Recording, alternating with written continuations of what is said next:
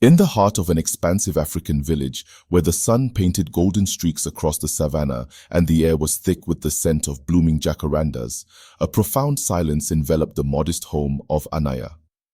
Despite the village's vibrancy, Anaya's world was draped in an invisible veil of solitude, a solitude born not from her surroundings, but from her own unfulfilled desires.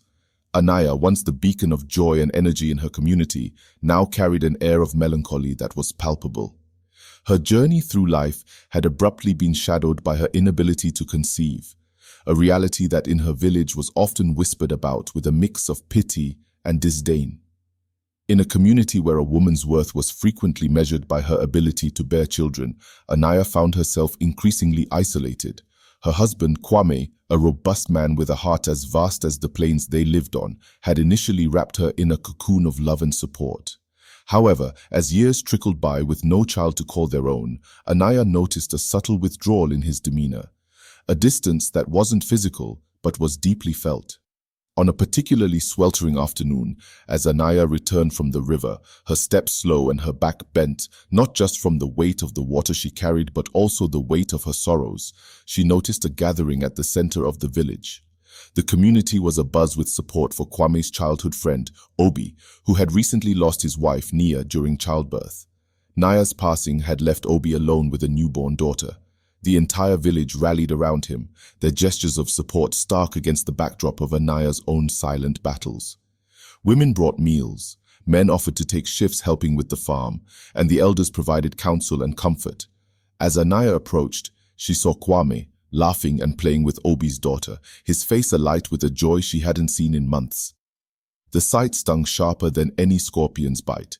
There he was, her own husband, displaying the tenderness and love of a father, a role he had longed to fill within their own home. Yet, it wasn't their child he cradled with such care, it was another's. Feeling a surge of emotions, Anaya turned away, her heart heavy with a cocktail of grief and envy. She made her way back home, each step heavier than the last, her mind racing with thoughts. The stark contrast between the village's embrace of Obi and the subtle yet unmistakable exclusion she felt gnawed at her.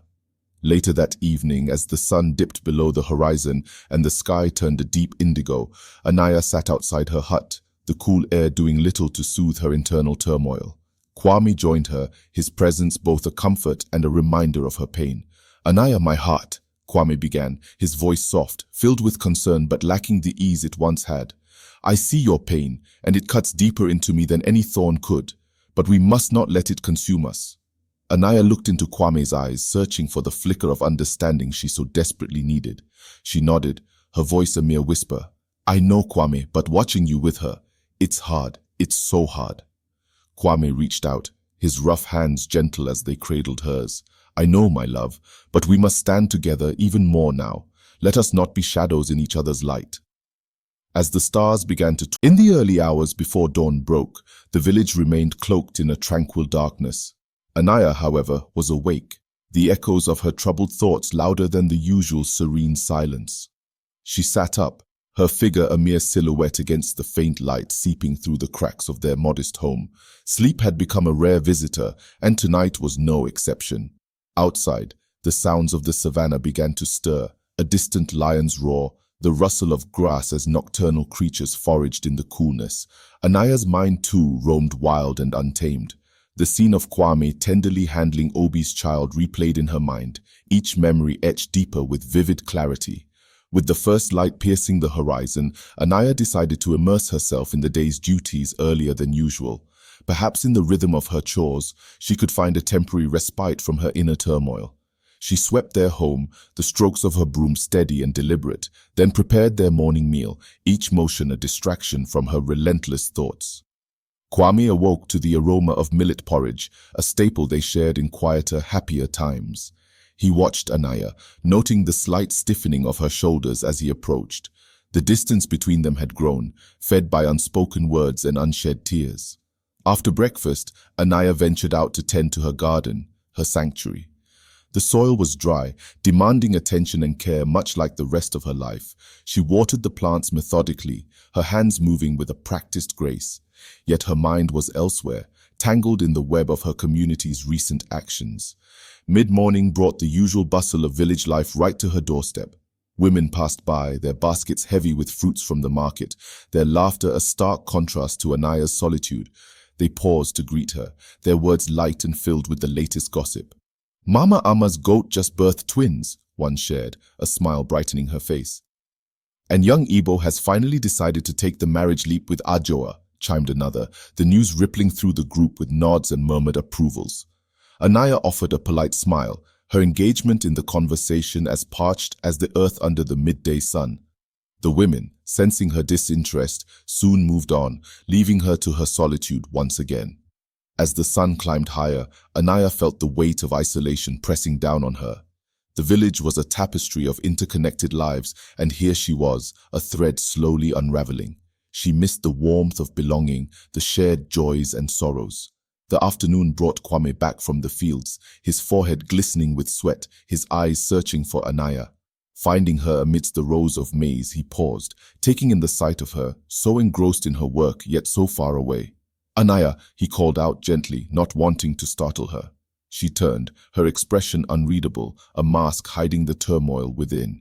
Kwame's heart ached at the barrier that had formed between them, invisible yet palpable. As dawn touched the village with hues of orange and pink, the elders gathered beneath the ancient baobab, its massive trunk a testament to the years it had witnessed. Anaya, drawn by a need to reconnect with her roots, approached the assembly. The elders, wise and weathered, were deep in discussion, their voices a blend of stern commands and gentle wisdom. "Today, we address the spirits of our ancestors," declared Elder Makena, her voice carrying the weight of tradition. "We seek their guidance to mend the fraying bonds within our families, to restore the harmony that has long defined us." Anaya felt a stir within her as the elder spoke. The community's elders, respected for their knowledge of customs and law, were often sought after in times of personal or collective crises. She lingered at the edge of the circle, her presence unnoticed yet intentional. The ritual began with the pouring of libations, a sacred act to honor the spirits. As the liquid seeped into the soil, it was as if the earth itself was drinking in their pleas for intervention.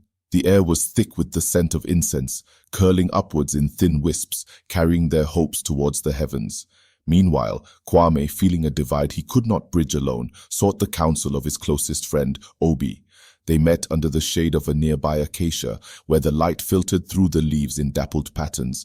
"Anaya seems lost to me, brother," Kwame confessed, his voice laden with concern, like a boat adrift on a vast ocean, without a paddle. Obi, his face marked by recent sorrows, nodded in understanding. "Sometimes the waves we face are not visible to the eye, Kwame. Give her time, but also give her reason to return to shore," he advised, drawing on his own experience of loss and the slow, painful road to recovery. Kwame mulled over Obi's words, finding solace in the metaphor. He knew the solution lay not in grand gestures, but in the myriad of small, tethering acts that kept one grounded in love. Back beneath the baobab, the ritual was reaching its crescendo. Elder Makena called upon the names of the ancestors, her voice a powerful chant that seemed to stir the very air.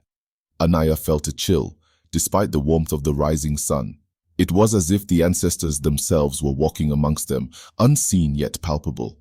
As the elders concluded, they invited the villagers to share their grievances and seek advice.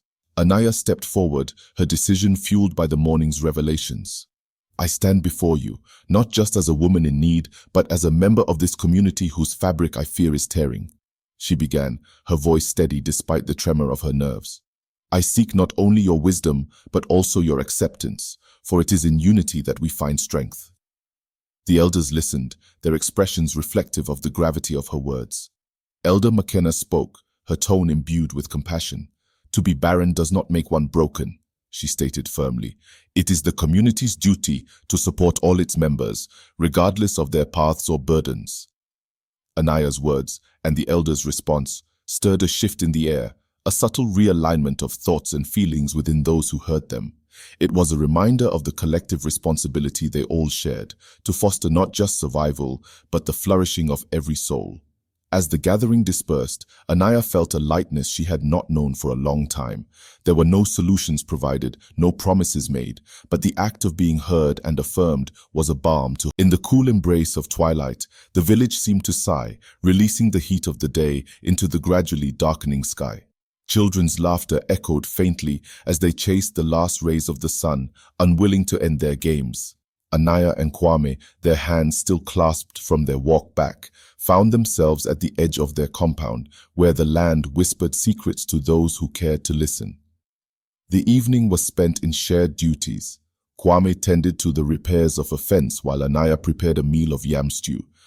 The rhythmic sounds of their activities punctuated the air, a comforting reminder of life's continuance. As the stars began to pepper the sky, Anaya felt a gentle breeze caress her cheek, carrying with it the faint scent of night-blooming jasmine. It was during these quiet moments that the village felt most like a tapestry woven from countless threads, each one vital, each one vibrant with stories. Over dinner, they spoke little but shared glances filled with a new understanding. The meal was simple yet nourishing, each bite a reminder of the day's subtle shift towards something resembling peace. Later, under the vast canopy of stars, the village healer Ya approached their home. Known for her wisdom and her understanding of both herbs and hearts, Ya was a welcome sight. Her presence spoke of comfort, of healing not yet spoken aloud, but felt deeply. "Evening finds you well, I hope," Ya greeted them, her voice as soothing as the herbal concoctions she brewed.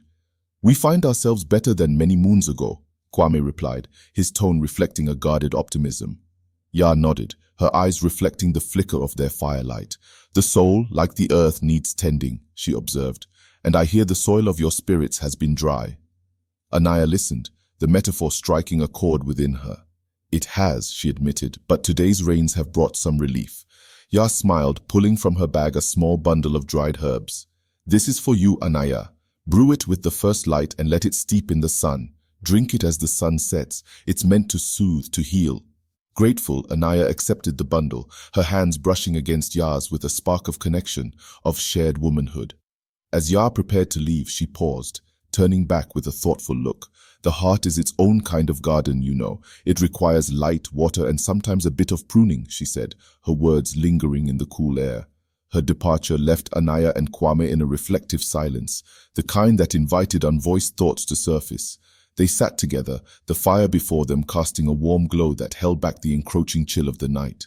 "It seems we are not as alone as we felt," Kwame mused, his voice low but clear. "No, we are not alone," Anaya agreed, a trace of relief threading through her words. "There are those who see us, truly see us, and offer what they can." As they retired for the night, the village around them settled into a peaceful lull. In their home, the quiet was a canvas, no longer blank but starting to fill with the colors of understanding, of tentative steps back towards each other, their shared life slowly knitting back together like the well-worn but comforting blankets that covered them as they drifted towards sleep. The night deepened around them, a protective cloak that held their newfound hopes gently, allowing them to rest, to dream of what might come with the new light of day. As dawn crept over the village, its gentle light seeped through the gaps in the thatched roofs, signaling the start of another day. Anaya awoke, her thoughts still entwined with the comforting words of Ya. She carefully prepared the herbal concoction, following the healer's instructions with the precision of a ritual, her movements mindful and deliberate. The morning unfolded with the usual chorus of roosters announcing their reign over the waking hours. The village stirred to life, its rhythm undulating like the waves of the nearby river, constant and reassuring. Anaya sat outside their hut, a wooden cup cradled in her hands, the steam from the herbal brew mingling with the cool air. Kwame joined her, his presence a silent pillar of support. Together they watched the sun ascend, its rays painting the world in vibrant hues of gold and amber. The warmth of the drink seeped into Anaya, not just physically, but deeper, easing the knots of worry that had tightened over countless moons. The day promised more than just tasks and toils. A gathering was to be held at the village center, a celebration of the upcoming harvest. Such events were a cornerstone of village life, where joy was shared as freely as the harvest itself. Anaya and Kwame walked to the center together, their steps lighter than they had been in ages. The air buzzed with excitement, children darting about with shrieks of laughter, their energy infectious. Women decorated the area with swaths of colorful cloth, while men arranged rows of seating from woven mats and wooden stools. Elder Makina presided over the gathering, her stature commanding attention as she welcomed everyone. "Today, we celebrate the fruits of the earth and equally the spirit of our community," she announced, her voice resonant and clear. The festivities unfolded with music and dance. Drum beats resonated with the heartbeat of the earth, dancers moved with the grace of wind-blown grasses, and songs were sung that told stories of past seasons, of hardships weathered and joys multiplied. Anaya felt herself drawn into the celebration, her spirit uplifted by the communal harmony. She danced, her body remembering the rhythms of her youth, her heart lightened by the shared expressions of hope and happiness. Kwame watched her, a smile playing on his lips. The sight of Anaya so alive, so integrated with the life of the village, filled him with a profound sense of gratitude. He too joined the dance, his movements a bit rusty but earnest, drawing laughter and cheers from their friends and neighbors. As the day wore on, the feast began. Platters of food were shared, heaped with yams, spiced meats and fruits, all harvested from their own lands. The meal was a testament to the village's resilience and its deep connection to the land it called home. Throughout the feast, Anaya and Kwame shared glances, their eyes speaking volumes. The day's events had woven them back into the fabric of the village, their earlier isolation dissolving into a renewed sense of belonging. As the sun began its descent, casting long shadows and painting the sky in strokes of crimson and purple, the village elder gathered everyone for a final blessing. "Let this harvest fill more than just our granaries," Elder Makina declared. "Let it fill our hearts with the seeds of tomorrow, nurtured by the strength and love of today." With the conclusion of her blessing, the villagers began to disperse, their hearts and bellies full, their spirits nourished by the day's shared joys. Anaya and Kwame lingered, not yet ready to leave the warmth of the community's embrace. They walked home under a sky now streaked. The new day dawned, cloaked in a serene silence that seemed to hold the village in a gentle embrace. Anaya stirred from her sleep, her eyes opening to the soft light filtering through the woven reeds of their home. The air was fresh, carrying the promise of rain, a blessing on the horizon. She rose, feeling a lightness in her spirit, a contrast to the heavy burdens that had once shadowed her mornings. Beside her, Kwame slept peacefully, his face relaxed, the lines of worry that had etched themselves over time now softened. Anaya prepared for the day with a quiet efficiency, her movements reflecting the calm she felt within. She brewed another cup of the herbal concoction Ya had given her, its aroma now familiar and comforting. As she sipped the warm liquid, she reflected on the threads of her life, now interwoven with renewed hope and communal ties. After breakfast, Anaya joined a group of women at the riverbank. The task was communal laundry, a chore that brought the women of the village together not just to wash but to share, to laugh, and to support one another. The river flowed steadily, its waters cool and clear, the rhythmic sounds of splashing and scrubbing a backdrop to their chatter. "Anaya, it seems the air around you has changed," observed Alma, a woman whose presence was as robust as her voice. "There's a lightness in your step and a sparkle in your eye." Anaya smiled, accepting the observation with a nod. "It feels like the air after a long-awaited rain," she replied, her analogy drawing nods of understanding from the others. The conversation turned to the upcoming dry season, the plans for the harvest, and the health of the village children. Anaya listened, contributed, and felt the warmth of inclusion, her heart swelling with a sense of belonging that had eluded her for too long.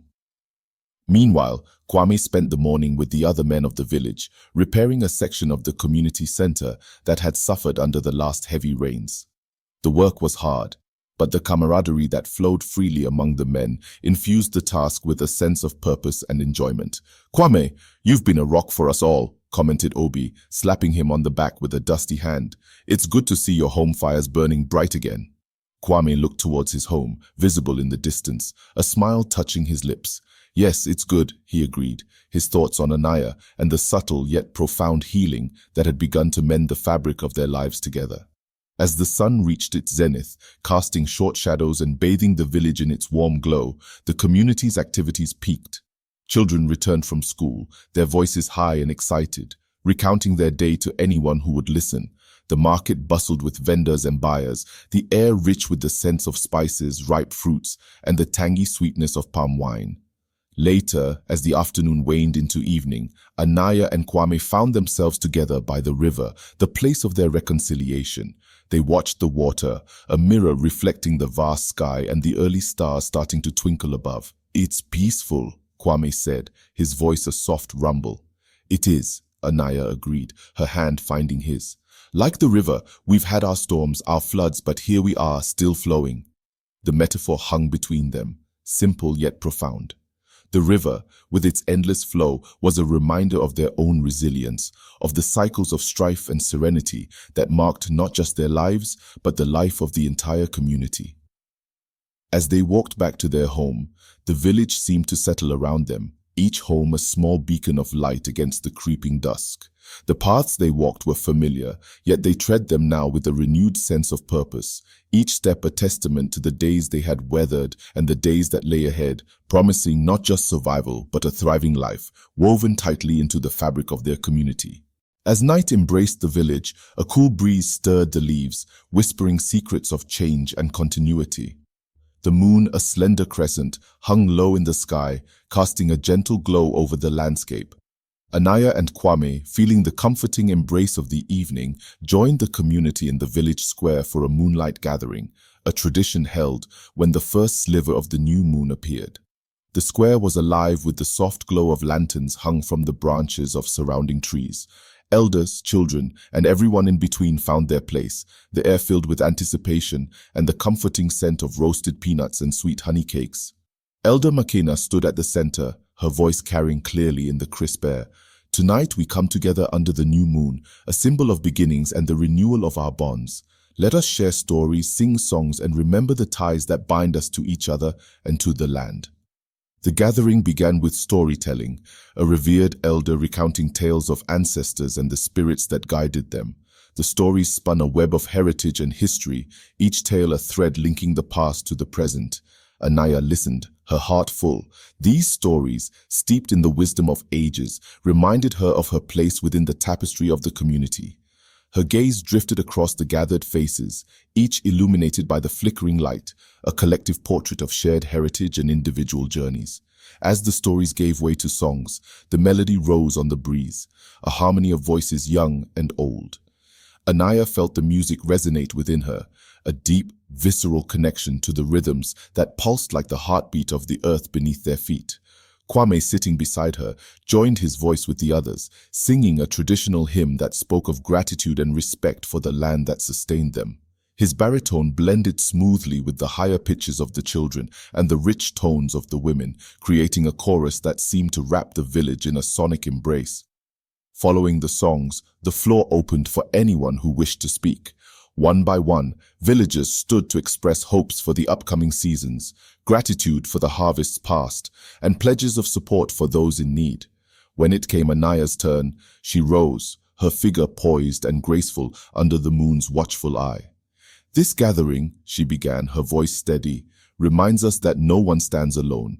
We are a river fed by many streams, each of us a vital source of strength for one another."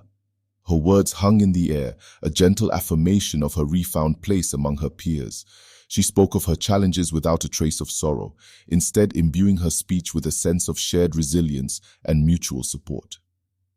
As the gathering drew to a close, Elder McKenna offered a final blessing, her words a soothing balm to the soul. "May this moon cycle bring peace to your hearts and prosperity to your homes.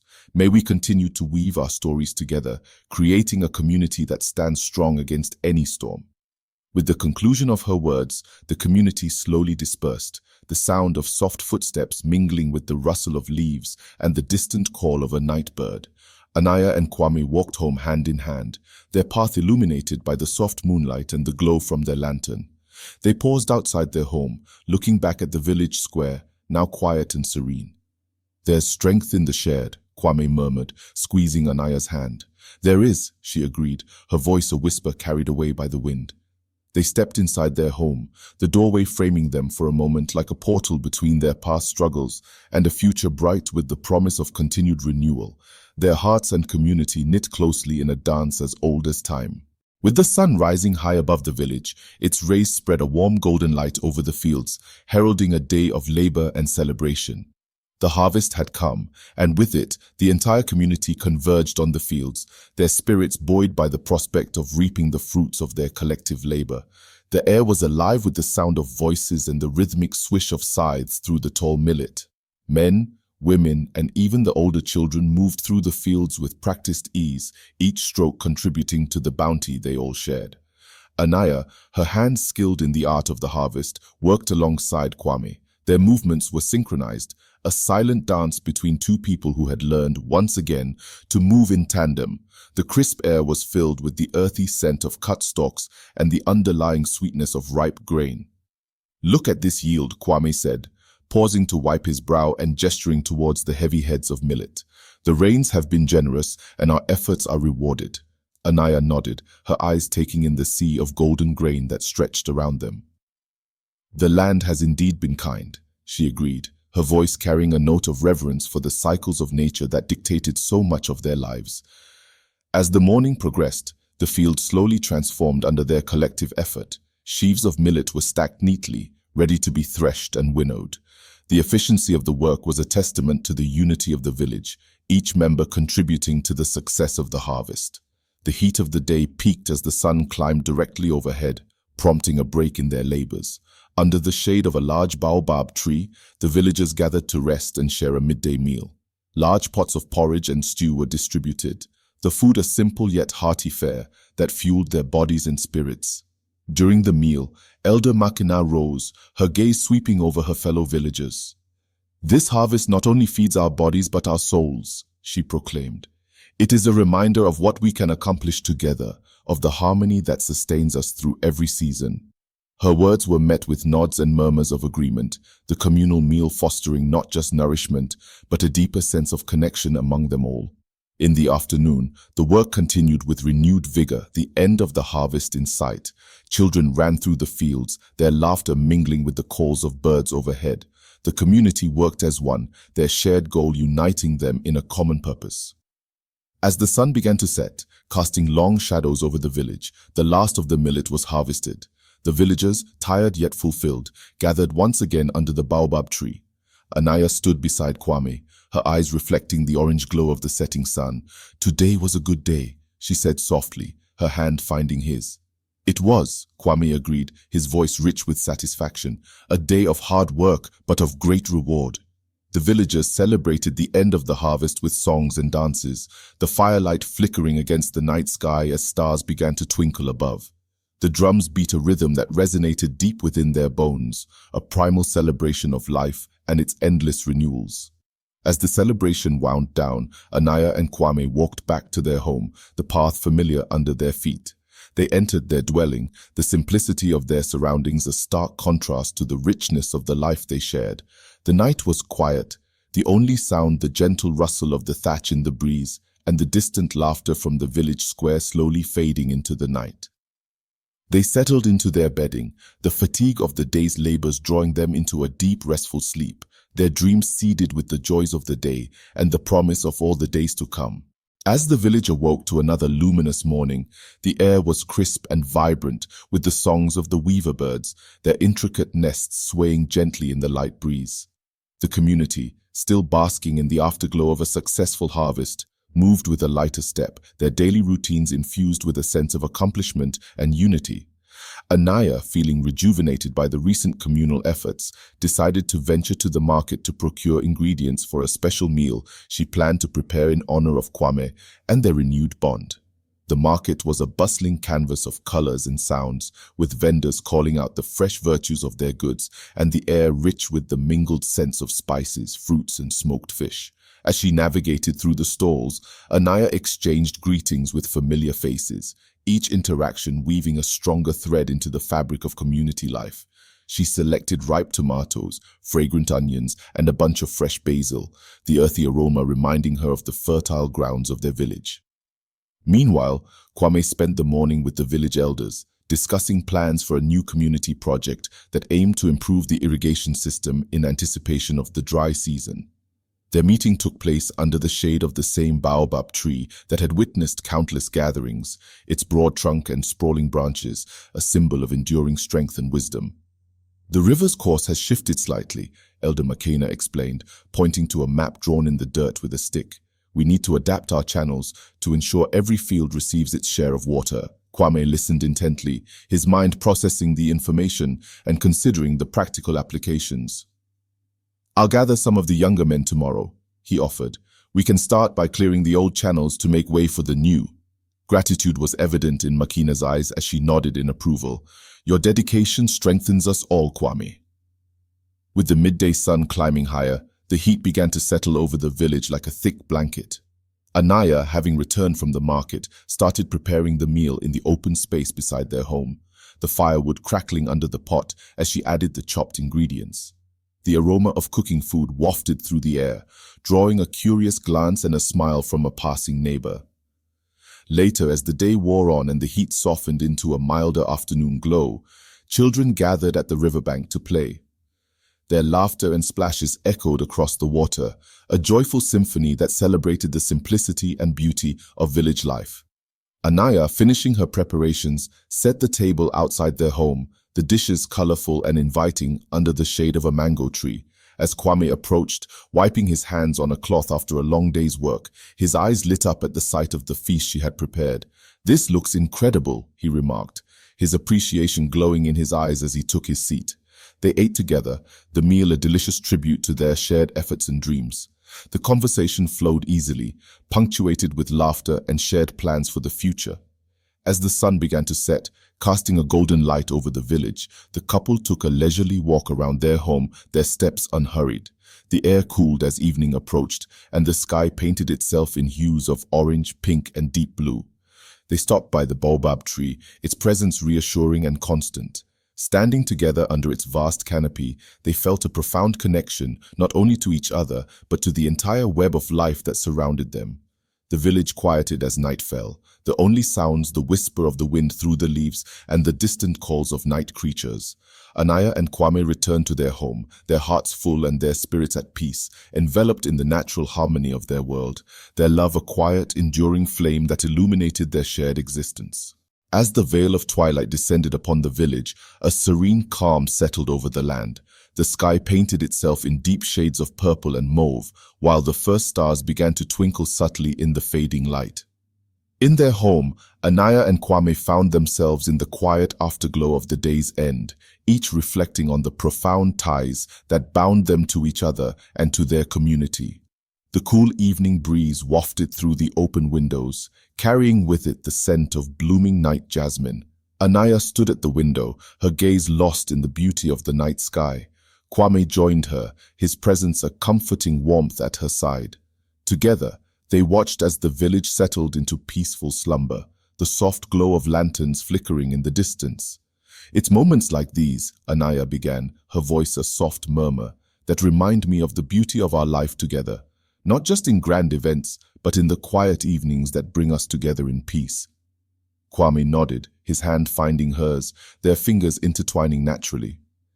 "Yes, the rhythm of our days, the challenges we face, and the triumphs we celebrate, they all weave into the fabric of our bond," he agreed, his tone reflective. Their conversation drifted to the future, discussing plans for the next planting season and the community projects that would require their attention.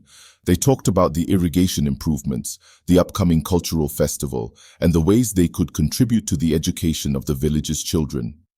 "We are part of something larger, aren't we?" Kwame mused. "Every action, every decision we make ripples through our community. And in return, the community sustains us," Anaya added, her eyes shining with a mixture of pride and gratitude. "It gives us a place to belong, a space to grow, and shoulders to lean on during tough times." As they continued to talk, a soft knock at the door interrupted their reverie. It was Ya, the village healer, carrying a basket filled with fresh herbs and roots. Her arrival was always a welcome addition to any evening, her wisdom a guiding light. "I thought you might enjoy some of these herbs for your garden," Ya offered, her smile as warm as the tea she often brewed. "And perhaps a little something for tonight's air. It's good for reflection and calm." Grateful, Anaya welcomed her in, and together, the three of them shared a pot of herbal tea, the aroma blending perfectly with the night air. They exchanged stories, laughter echoing softly in the room, reaffirming the bonds of friendship and community. After Ya left, Anaya and Kwame stepped outside once more, drawn to the open sky and the beauty of the night. They walked to the edge of the village, where the land stretched out under the starlit sky, the boundaries of their home merging with the wilderness beyond. "Look at the stars," Anaya whispered, her voice filled with wonder, each one a constant reminder of our small place in a vast universe. "And yet our love, our lives here, it feels like its own universe, infinite in its moments of joy and sorrow," Kwame responded, his voice filled with a deep sense of contentment. They stood together in silence, the vastness of the sky a canvas upon which their dreams and hopes were softly painted. The stars, ancient and unyielding, bore witness to their reflections, their plans, and the silent promises they made to each other and to their community. As they returned to their home, the path familiar and reassuring under their feet, the quiet peace of the village enveloped them. They knew the challenges ahead would be many, but the strength of their bond and of their community would carry them through. In their home, surrounded by the simple tokens of their life together, Anaya and Kwame settled down for the night, their hearts at peace. The gentle rhythms of the village, the soft sighs of the night wind, and the steady beat of each other's hearts were reminders of the life they had woven together, full of depth, purpose, and enduring love.